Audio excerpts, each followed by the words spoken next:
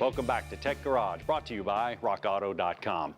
Now we got our spindle off and we're ready to push the bearing in. But you know, it's always a good idea to have a second set of hands when you're doing this. It's almost an art form. And even better yet, we have Chief Tech Chase. He's a master tech, so this is going to be even easier. But this is not a real easy job. It's sure not, John. There's a lot of parts in here that can come apart, so safety is a big player.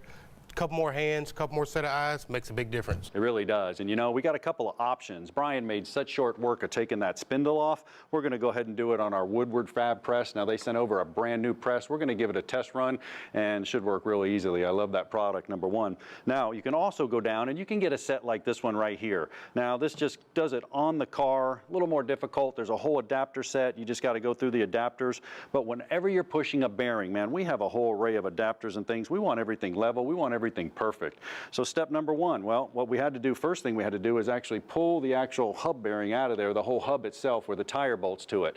And that's just a matter of setting up the press. We set up the press, we got the tunnel on there, we got it up high enough so it would drop down. Then without taking any clips off, we just pushed down on the top of it from the back side. It fell out right through the bottom, voila, the hub was off. Now what do we do? Well, then we got to press the bearing out. But these bearings, you know, they have clips in there, and some do, some may have, may not have. So you have to look at each side and see what you need to push it out. You may have different size tips there on the end of the press to push it out, different types. So just be careful. It's a lot of pressure getting put on those bearings. Yeah, and that was as easy as putting a screwdriver in there and just popping it out of there. Once we got that off, we were ready to actually push the bearing out itself.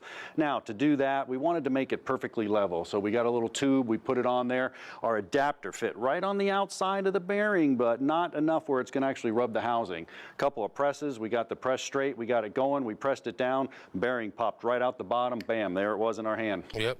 Well, you know, John, you may have to fabricate different kinds of plates, different kinds of sizes, just to make it all work. But the key there is it's got to be flush, so to make a nice, smooth transaction to get that bearing out of there. And that's what we did. We put the clip back in, put it on the other side, and the way we took it out, we just reversed the procedure. We went ahead and pressed it in, and we were watching it. Once it started to get tight in the gauge, we knew we were seated there, and we put the other clip in. Chase, it's a matter of now just putting that hub in. Yeah, let's do it. So you grab the hub, and I'll grab the adapters, and we'll try to get it level.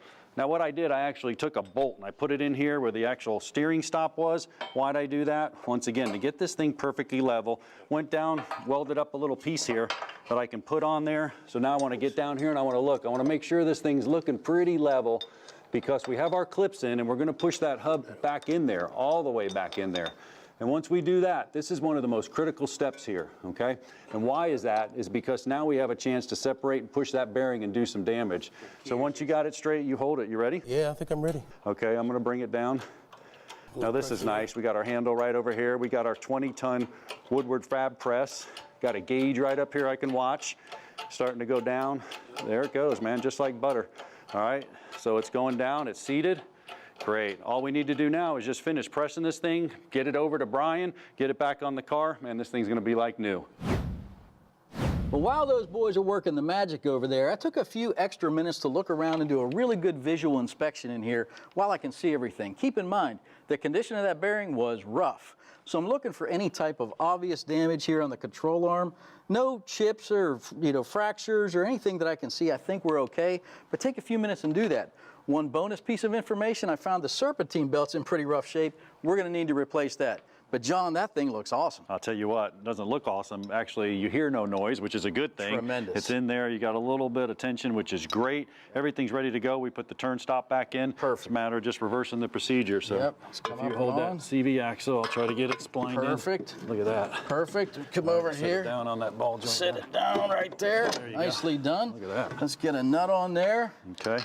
Yeah, and I'll tell you what, so all we have to do now is just, as you said, reverse the process. You know, we're going to get the lower strut mounting bolts back in. We're going to get the caliper mounting bracket back on. We're going to torque everything. We're going to set the car down. Then we're going to torque everything again, and then we need to get it to a professional alignment shop and really seal this job up right. Yeah, and even though we marked it, you know, our spindle right here going up to our strut assembly, I'll get that line back up for you up here a little bit. Perfect. While you're getting that nut in. There we go. Look at that. Yep. All right, we'll get those nuts in. Even though we marked it, and we're going to try to get it to about zero camber the best we can. Yep. At least eyeballing it, you still, like you said, you're going to have to get an alignment. And don't forget, torque specifications are key. I mean, you have to get the torque specifications.